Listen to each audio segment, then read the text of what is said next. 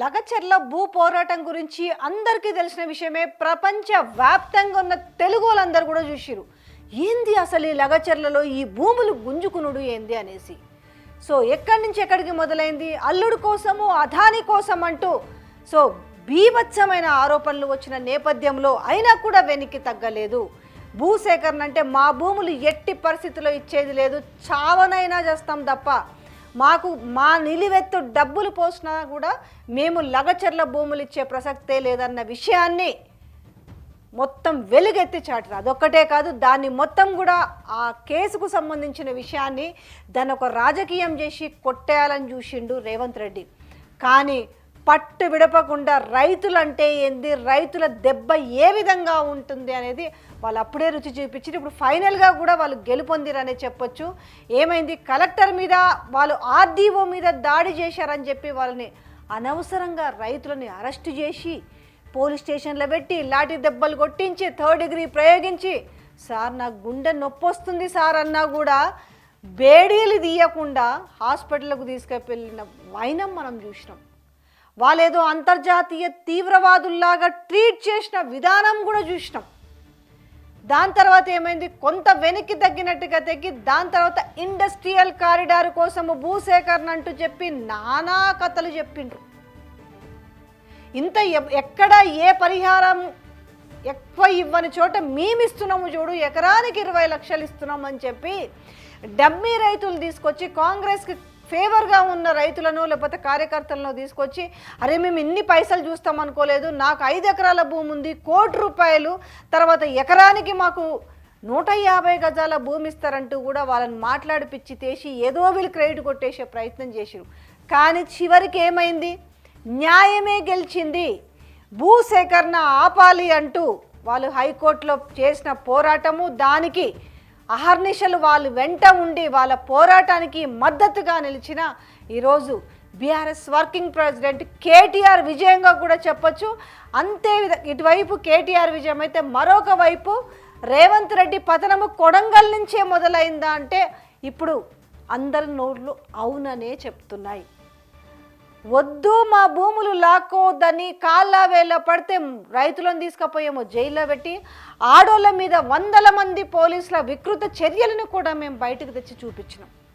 దాన్ని ఒక రాజకీయం చేసే ప్రయత్నం చేసిర్రు. కలెక్టర్ మీద దాడి, ఇటు కేటీఆర్ సిగ్నల్ ఇస్తే అటు ఎక్స్ ఎమ్మెల్యే నరేందర్ రెడ్డి చేపించిండు అనేసి దాన్ని ఒక రాజకీయ రంగు పులిమి ఒక వికృత చర్యని వదిలే ప్రయత్నం చేసిరు. కానీ ఎంత రాజకీయ కోణంలో చూసినా అది వాస్తవము అన్న విషయాన్ని వెలుగులోకి తెచ్చింది ఆ రోజు. ఆ నిండు గర్భింతో ఉన్న జ్యోతి చేసిన పోరాటము తన భర్త కోసము. ఈ పోరాటంలో పుట్టిన బిడ్డకు కూడా మొన్న ఆ రోజు కోస్కి వెళ్ళినప్పుడు కేటీఆర్ రామన్న ఒక పేరు కూడా పెట్టిండు, భూమి అని పేరు పెట్టడం జరిగింది. నిజంగా ఈరోజు ఆ భూమి పోరాటం ఫలించిందనే చెప్పొచ్చు. ఇకనైనా కూడా ఇంకా దిక్కుమాలిన చర్యలకు పోకుండా మళ్ళీ దానికి ఇంకా అప్పీల్కు పైకోట్లకు పోకుండా ఇక్కడితో ఆగితే, ఇప్పటికైనా మాకు బుద్ధి వచ్చిందని అనుకొని ఆగితే మంచిగుంటుంది. కానీ అలా కాకుండా ఇంకా మేము ఎట్లయినా సరే దాంట్లో కొంత అన్సైన్డ్ భూమి ఉంది, దాని తర్వాత ప్రైవేట్ భూమి అంటే రైతులకు సంబంధించింది, ఏడ జాగలు లేవా, వాళ్ళు ఏదో పాపం ఎవ్వరిపైన ఆధారపడకుండా కాయ కష్టం చేసుకొని వాళ్ళు 3 పూటలా ఇంత తిండి తింటున్నారని అంటే ఆ భూములే కదా. కానీ ఆ భూముల మీద పెట్టి మీకు అక్కడ ఉద్యోగాలు ఇస్తాము అని చెప్పి వాళ్ళు ఒకటే చెప్పారు, మేము 3 పంటలు పండించుకుంటున్న భూమి, మాకు ఎలాంటి పరిహారాలు వద్దు, మాకు ఎలాంటి డబ్బులు వద్దు అని చెప్పినప్పటికీ కూడా వినకపోయారు. లాస్ట్కి ఏమైంది, లాగి లెంపకాయ కొట్టింది. సో లగచర్ల భూసేకరణ సంబంధించిన నోటిఫికేషన్ రద్దు చేసింది. నిజంగా ఇది మాత్రం గొప్ప విజయం అని చెప్పాలి లగచర్ల రైతులది. అలాగే లగచర్ల రైతులకు బాసటగా పోరాడిన ఇటు బీఆర్ఎస్ వర్కింగ్ ప్రెసిడెంట్ కేటీఆర్, అలాగే కొడంగల్ ఎక్స్ ఎమ్మెల్యే నరేందర్ రెడ్డిది ఇది ఒక విజయం అని చెప్పాలి. నరేందర్ రెడ్డి పైన కూడా అక్రమ కేసు పెట్టి జైల్లో పెట్టి వేధించిన వైనం ఎవరు మర్చిపోలే కదా. ఆయన చెప్పని మాటలను, ఆయన రాయని రాతలను రాసేసి బయటికి చూపించిన వైనం అంటే ఎంత దుర్మార్గమైన వెకిలి చేష్టలను చేసే ప్రయత్నం చేసింది ప్రభుత్వమా, లేకపోతే ఆ కొడంగల్ ఇంకో సీఎమ్మా, కొడంగల్కు మరో ఎమ్మెల్యే మరో సీఎం ఉన్నాడు కదా, ఇట్లాంటివి జరిగినాయా? కానీ ఇప్పటికైనా ప్రభుత్వ తీరు ఎక్కడ అడుగు పెట్టినా ఇదే పరిస్థితి. మూసి అన్నారు, మూసి అలాగే జరిగింది. హైడ్రా విషయంలో చెప్పిరు, హైడ్రా విషయంలో కూడా అలాగే జరిగింది. ఏది అన్యాయంగా చేస్తే, న్యాయబద్ధంగా ఏది చేసినా ఎవరైనా కూడా సపోర్ట్ చేస్తారు. కానీ పరిస్థితి ఏంది అని అంటే ప్రతిదీ కూడా రాజకీయం కోసం, స్వార్థ రాజకీయాల కోసం, తమ అల్లుళ్ళ కోసమో, తన కూతుళ్ళ కోసమో, తమ కుటుంబ సభ్యుల కోసమో ఇట్లాంటివి చేపడతాయి. ఎవరు కూడా సహించరు, నేచర్ కూడా సహించరు, పైన ఉన్న గాడ్ కూడా సహకరించడు. ఏమైంది మొన్న? గ్రాడ్యుయేట్ ఎమ్మెల్సీ కావచ్చు, టీచర్స్ పట్టభద్రుల ఎమ్మెల్సీకి సంబంధించి కావచ్చు, ఇటు టీచర్ ఎమ్మెల్సీ కావచ్చు, ఏం జరిగింది? ఏమీ లేక ఇలా బీఆర్ఎస్ని ఆరిపోసుకునే పరిస్థితి మళ్ళీ వచ్చింది. ఈ ఎలక్షన్స్కి బీఆర్ఎస్ దూరంగా ఉంది. కానీ దూరంగా ఉన్న బీఆర్ఎస్ని తీసుకొచ్చి కూడా దాంట్లో మళ్ళీ ముడిపెట్టాలన్న ప్రయత్నం చూస్తుంటే ఎంత నీచ రాజకీయం చేయడము. ఆడలేక మధ్యలో ఓడి ఏదో చెప్పినట్టుగా మీకు చేతగాక అంటే ఇవన్నీ కూడా చేతగాని పనులన్నీ కూడా ఇట్లాంటి రాజకీయాలు చేసుకుంటూ పోవడం అని అంటే ఇలా మళ్ళీ బీఆర్ఎస్ బీజేపీ అని మాట్లాడే దౌర్భాగ్య స్థితిలోకి కాంగ్రెస్ ప్రభుత్వం వచ్చిందంటే ఎంత సిగ్గుచేటైన విషయం. ఒక్కొక్కటి మీరు చేసిన తప్పులు మీకే వచ్చి పడుతున్నాయి. పతనం ప్రతి చోట తీసుకునే చర్యలకు కానీ ఆ పతనమే మొదలైంది.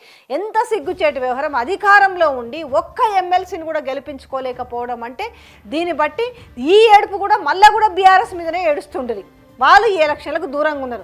ముందు చాలా ప్రగల్భాలు పలికారు, చేతగాక దూరంగా ఉంది. చేతనై మీరు చేసింది ఏముంది ఇప్పుడు? సరే వాళ్ళు దూరంగా ఉన్నారు, కానీ ఏమైంది మీరు చేసి? ఇప్పుడు మీకు నిజంగా ఆ ప్రజల అండదండలే ఉండి, ఆ ప్రజల మన్ననలే ఉండి, నిజంగా మీరు కనుక గ్యాస్ బండలు ఫ్రీగా ఇచ్చి, మీరు నిజంగానే 200 యూనిట్ల కరెంటు ఫ్రీగా ఇచ్చి, నిజంగానే మీరు మహిళలకు 2500 రూపాయలు ఇచ్చి, నిజంగానే మీరు రైతు భరోసా ఇచ్చి, మీరు నిజంగానే పూర్తి స్థాయిలో రుణమాఫీ చేసి, ఇట్లా చెప్పుకుంటూ పోతే చాంతాడంత లిస్టు ఉంది. ఏమని చెప్పి ఈరోజు మీకు ఓట్లు వేసే పరిస్థితి ఉంది? మొన్న సభలో రేవంత్ రెడ్డి చెప్తుండే కదా, మేము 500 రూపాయలు ఇచ్చినాము కాబట్టి మాకు ఇవ్వకపోతే ఓటేయకండ్రి. ఏమిచ్చిర్రో, ఏం ఓటేయాలో మీరు చెప్పిన మాటలన్నీ కూడా జనాలు ఏమీ మర్చిపోలే. ఎస్ఎల్బీసీది ఉంటే అట్లనే అయిందా? మూసి ఉంటే అట్లనే అయిందా? హైడ్రా ఉంటే అట్లనే అయిందా? తీర లగచర్లలో ఈరోజు అంటే రైతులు తలుసుకుంటే ఇది నిజంగా చెప్పాలంటే ఇది గొప్ప శుభ సూచక పరిణామము. ఎందుకు అంటే రేపు ప్రజలకు ఇంకా ఎక్కడ ఏ వర్గాల వాళ్ళకి ఈ రకంగా అన్యాయం జరుగుతుందో వాళ్ళందరికీ కూడా ఒక బూస్టింగ్ లాంటిది. ఇప్పుడు ఇది రాష్ట్ర వ్యాప్తంగా నిజంగా అన్యాయంగా, అది ప్రభుత్వాలు ఏదైనా కావచ్చు, అన్యాయంగా ఏ చర్యలకైతే పాల్పడతారో ఆ చర్యల్ని ప్రతిఘటించాలి. ప్రతిఘటిస్తే ఏముంది, పోయేదేముంది, విజయమే సాధిస్తామనడానికి ఈరోజు లగచర్ల రైతులు చేసిన పోరాటమే, ఆ గిరిజన రైతులు చేసిన పోరాటమే ఇందుకు సాక్ష్యము. నిజమే, కొత్త ప్రాజెక్టులు రావాలన్నా, కొత్తవి ఏమి చేయాలన్నా వాళ్ళకు కూడా మార్కెట్ ధరలో, లేకపోతే వాళ్ళకి ఆ భూములకు అనుగుణంగా భూములు ఇవ్వాలి. ఈ పద్ధతి మారితే తప్ప ప్రజలకు నిమ్మలం అనేది ఉండదు. ప్రభుత్వాలు మారుతూ పోతూ ఉంటాయి, ప్రజలు మాత్రం మారరు కదా, ప్రజల భూములు మారవు కదా, ప్రజల స్థితిగతులు వాళ్ళు మాది కూడా మారితే బాగుంటుంది అనుకుంటారు. కానీ వాళ్ళకేదో ఇస్తామని చెప్పి వాళ్ళ భూములే లాక్కుంటాము అని అంటే ఎవరు ఊరుకుంటారు? ఎస్, ప్రజలు ఇట్లనే సక్సెస్ సాధించాలి. రేపు ఏ ప్రభుత్వాలైనా అన్యాయంగా ప్రజల ఇల్లులు కూలగొడతామన్నా, ప్రజలకు సంబంధించిన ఇల్లులు లాక్కుంటామన్నా, ప్రజల భూములు లాక్కుంటామన్నా ఇట్లనే తిరగబడతారు. న్యాయం చేసేంత వరకు మీరు ఇండస్ట్రియల్ కారిడార్ తీసుకొస్తారా, పారిశ్రామిక వాడలు తెస్తారా, ఏదొచ్చినా కూడా మా జీవితాలు ఆగమవుతాయి, మా ఇండ్లు, మా గొడ్డు గోద అంతా కూడా పొల్యూషన్ అయిపోతుంది, మేం బతకలేము, మా భూములు మాకే కావాలనేసి వాళ్ళు చేసిన పోరాటం అయితే చాలా గొప్పది. ఆ పోరాటానికి బాసటగా నిలిచబడిన ప్రతిపక్ష నేత అయిన కేటీఆర్ కూడా ఈ సందర్భంగా నిజంగా అందరూ కూడా రైతులు ఈరోజు థ్యాంక్స్ చెప్పుకుంటున్నారు. ఏ రైతులను, ముఖ్యంగా లగచర్ల రైతులకు సంబంధించి, ఎందుకంటే వాళ్ళకు బాసటగా నిలబడ్డారు. కానీ రేపు వీళ్ళకు కూడా ఒకటే సలహా ఏంటంటే, రేపు మళ్ళీ వీళ్ళ అధికారంలోకి వచ్చినా కూడా ప్రతిపక్షంలో ఏ రకమైతే అన్ని వర్గాల ప్రజలకు అండదండలుగా ఉన్నారో రేపు అధికారంలోకి వచ్చినా కూడా అట్లనే ఉండాలి. కానీ అది కాదు, ప్రతిపక్షంలో ఉన్నప్పుడు ఆ హక్కును చేర్చుకుంటాం, అధికారంలోకి వచ్చిన తర్వాత మారుతామన్న కాంగ్రెస్ పార్టీ చందంగా ఉండొద్దు. ఆనాడు ఎల్ఆర్ఎస్ గురించి ఏం మాట్లాడారు? ఎల్ఆర్ఎస్ వద్దు అని చెప్పినోళ్ళు ఇవాళ ఏం మాట్లాడుతున్నారు? ఎల్ఆర్ఎస్ఏ ముద్దు ఆనాడు వద్దన్నారు, ఈనాడు ముద్దని మాట్లాడుతున్నారు. ఆ రోజు మాట్లాడిన నాయకులకు ఈరోజు నోట్లో బెల్లం రాయి కొట్టినట్టు ఒక్కరు కూడా ఈరోజు నోరు ఎత్తని వైనం కనిపిస్తుంది. సో ప్రజలు కూడా ఇంకా మేల్కొంటున్నారు. ఈ లగచర్ల సక్సెస్ అనేది, ఈ లగచర్లలో ఈరోజు హైకోర్టు ఇచ్చిన తీర్పు అనేది నిజంగా రైతుల ఒక విజయము. రేపు దీన్ని బాసటగా చేసుకొని, దీన్ని ఒక ఉదాహరణగా చేసుకొని ఎక్కడ ఎవరికి అన్యాయం జరిగినా ఏ రకంగా పోరాడొచ్చు అనే ఒక క్లారిటీ అయితే వచ్చింది. ఈ యొక్క హైకోర్టు ఈ ఏదైతే లగచర్లకు సంబంధించిన భూసేకరణ వద్దు అని చెప్పి ఏదైతే దానికి సంబంధించిన జీవోని, దానికి సంబంధించిన నోటిఫికేషన్ని రద్దు చేసింది. పోరాడితే పోయేదేముంది, విజయమే కదా అన్న చందంగా మారింది. సో ప్రభుత్వాల వైఖరిని కూడా మార్చుకోవాలి. ఏ ప్రభుత్వాలు వచ్చినా కూడా నిజంగా ఆ రైతులు ఇష్టపడి ఇవ్వాలి, ఆ రైతులు ఇష్టపడిన దాకా వాళ్ళకి రిహాబిలేట్ చేయాలి వాళ్ళకు భూములకు. ఎందుకంటే ఎకరం భూమి ఈరోజు మంచి 3 పంటలు పండే భూములు ఈరోజు 20 లక్షల రూపాయలకు ఎక్కడన్నా భూమి దొరుకుతుందా? అలాంటి దొరకని పక్షంలో వాళ్ళకు ఏమి కావాలనే దాని మీద దాన్ని వాళ్ళ డిమాండ్స్ని నెరవేర్చిన తర్వాతనే భూ సేకరణ చెయ్యాలి అనే దాన్ని వాళ్ళు ఈరోజు నేర్చుకున్నారని చెప్పాలి. నిజంగా వాళ్ళ పోరాటానికి నిజంగా హ్యాట్స్ ఆఫ్ అనే చెప్పాలి. మా భూములు అసలు వాళ్ళు మాకు డబ్బులే వద్దు, మాకు నిలువెత్తు మమ్మల్ని తులతూగి అన్ని డబ్బులు కూడా పోసినా మాకు వద్దన్నారు. అవసరమైతే మమ్మల్ని మందిచ్చి చంపండి, లేదంటే మాకు బాంబు వేసి మా అందరినీ ఒకే చోట చంపండి అని మహిళలు కూడా ఎంత గట్టి పోరాటం చేసిరు, ఎంత గట్టిగా ఏది ఏమైనా చావుకైనా సిద్ధమే తప్ప మా భూములు ఇచ్చేది లేదని చెప్పారు. ఆ గట్టిగా నిలబడ్డ వైనానికి నిజంగా అందరూ వాళ్ళకి జోహార్లు, అంటే పెద్ద థ్యాంక్స్ చెప్పాలి. వాళ్ళు చేసిన పనికి, వాళ్ళు చేసిన పోరాటానికి ఢిల్లీ వరకు పోయారు, ఎక్కడ తగ్గలేదు వాళ్ళు చేసిన పోరాటం విషయంలో.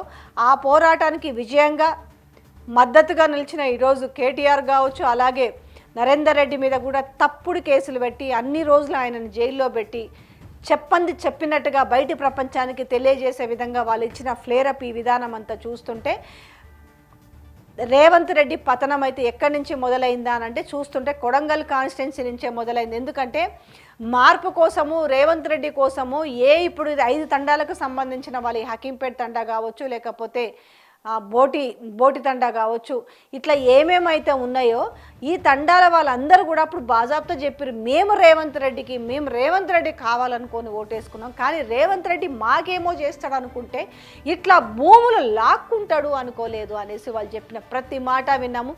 మేమే దగ్గరుండి కొడంగల్ కాన్స్టిట్యున్సీ నుంచి మళ్ళీ డిపాజిట్ రాకుండా ఓడగొడతామని మహిళలు చేసిన శపథం కూడా చూసినాం. అంటే పోలీసులు వాళ్ళు ఎక్కడ పడితే అక్కడ చేతులేసిన వైనాన్ని వాళ్ళు జీర్ణించుకోలేకపోయారు. మా భూముల కోసం మేము పోరాటం చేస్తుంటే మా భర్తలనో, లేకపోతే మా తండ్రులనో, లేకపోతే మా అన్నలనో, మా తమ్ముళ్ళనో, మా తాతలనో ఇట్లా తీసుకుపోయి జైళ్ళల్లో పెట్టి వాళ్ళనే మొగ గాలి లేకుండా తీసుకుపోయి జైల్లో పెట్టి మా మీద 100 మంది పోలీసులు వచ్చి వాళ్ళు చేసిన అఘాయిత్యాలని మేము ఎప్పటికీ మర్చిపోలేం. అయినా భయపడలేదు. 100 మంది బూట్ల సౌండ్లతోటి, లాఠీ సౌండ్లతోటి వచ్చి లాఠీ దెబ్బలు కొడితే కూడా ఆడోళ్ళ మీద వికృతంగా ఎక్కడ పడితే అక్కడ చేతులు వేసినా కూడా బాధపడ్డరు, దిగమింగుకున్నారు, కానీ ఎక్కడా వెనక్కి తగ్గలేదు ఆ మహిళలు. మా భూములు వాళ్ళని పెయిడ్ ఆర్టిస్టులు అన్నారు. వాళ్ళందరూ నిజమైన రైతులు కాదు, అసలు వాళ్ళకి భూమే లేదు, వాళ్ళు పెయిడ్ ఆర్టిస్టులు అని మాట్లాడి వాళ్ళని అవమానపరిచిండ్రు. తర్వాత ఇదే రేవంత్ రెడ్డి ఏం మాట్లాడు, ఆ జాగాలల్లో తొండలు కూడా గుడ్లు పెట్టవు, అట్లాంటి జాగాలు తీసుకొని నేను డెవలప్ చేసి నేను ఉద్యోగాలు ఇద్దామనుకుంటున్నాను, నేను మంచి పని కదా చేస్తున్నా కదా అన్నాడు. మరి మీరు తొండలు గుడ్లు పెట్టని భూములు మీరు మంచిగా చేయాలనుకుంటే మరి ఈరోజు రైతుల బాధనే ఎందుకు వినింది ఈరోజు హైకోర్టు? సో అబద్ధాలు చెప్పితే కనీసం అంటారు అతికినట్లయినా ఉండాలంటారు, కానీ 3 పంటలు వాళ్ళు కింద మీద పడి 3 పంటలు పండించుకొని వాళ్ళు మంచి ఇల్లులు కట్టుకొని వాళ్ళు పైసా కూడా పెట్టుకొని బతుకుతుంటే అది తొండలు గుడ్లు పెట్టని భూములు అంటే చదువుకున్న విద్యార్థులు చెప్పారు. అన్నా రేవంత్ అన్న తొండలు గుడ్లు పెడతలేవన్నావు కదా, నువ్వు వచ్చి గుడ్లు పెట్టని వాళ్ళ ఆవేదనతో మాట్లాడిరు. ఆవేదన, వాళ్ళ ఆవేశము, వాళ్ళ ఆక్రోశము, వాళ్ళ బాధ చూస్తే వర్ణనాతీతం. అప్పుడు అంటే తిన్న తిండి పోతలేదమ్మా, మా మా బుక్కడి తిండిని మేము తినలేకపోతున్నాము, కంటి నిండా మేము కునుకు తీయలేకపోతున్నాము, మాకెందుకు ఈ దౌర్భాగ్యం అని మాట్లాడితే వాళ్ళని హేళన చేసిరు సోషల్ మీడియాలో లీడర్లు. వాళ్ళు పెయిడ్ ఆర్టిస్టులు అన్నారు. ఇంత మహిళల మీద అది గిరిజన మహిళల మీద జరిగితే మహిళా మంత్రులు ఒక్కరన్నా పోయి పెద్ద పెద్ద మాటలు మాట్లాడతారు.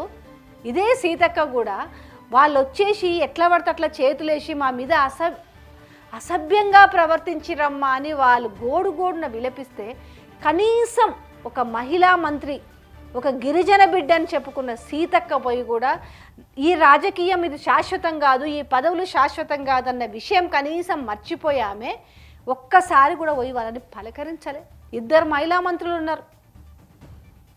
ఉమెన్ కమిషన్ ఉన్న నేరెళ్ళ శారద కూడా స్పందించలే.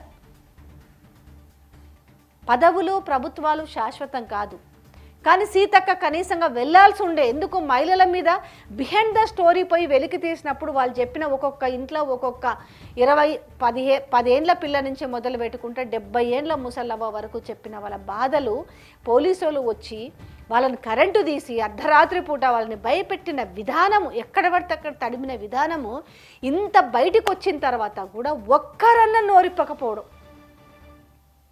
అందుకే పైన ఉంటారు చూస్తారు అనడానికి ఈరోజు వాళ్ళు సాధించిన విజయం ఎక్కడా తగ్గలేదు. కేసులు పెట్టిరు, కొట్టిరు. వాళ్ళు చెప్పిరు అమ్మా నా కొడుకు కచ్చలకు దాంట్లో సంబంధం లేదు, ఉట్టిగానే అట్లా పోతే టీవీలో కనపడ్డాడని తీసుకుపోయి కొట్టిరమ్మా, కాళ్ళు నిన్నాళ్ళు నా కొడుకు నడవలేకపోతున్నాడమ్మా అని చెప్పి. ఏం తప్పు చేసిరని వాళ్ళ మీద 3rd డిగ్రీ ప్రయోగించారు? ఏం అన్యాయం చేసిరని అంటే రేవంత్ రెడ్డి గెలవాలని రేవంత్ రెడ్డికి ఓటు వేయడమే వాళ్ళు చేసిన తప్ప. అందుకే మహిళల ఉసురు పోసుకోవద్దు అని చెప్పేది. కానీ తలుసుకుంటే నిజంగా ఈ యొక్క విజయంలో లగచర్ల మహిళా రైతుల పాత్రని ఎంత చెప్పినా తక్కువే. ఏది ఏమైనా ఒక సక్సెస్ సాధించిరు. ఆ సక్సెస్కి ప్రతిపక్ష నేత అండగా ఉండడం, మీన్స్ కేటీఆర్ అండగా ఉండడం, వాళ్ళు ఏం చెప్పినా విన్నారు, వాళ్ళ కోసం పోయిరు, వాళ్ళ బాధలు విన్నారు, వాళ్ళకి వెంట ఉండి వాళ్ళకి ఏం సహాయ సహకారాలు కావాలో మోరల్గా కావచ్చు ఏదైనా కావచ్చు వాళ్ళని వెంట ఉండి నడిపించిన ఈ విజయంలో కేటీఆర్ది కూడా 100% సక్సెస్ ఉంది.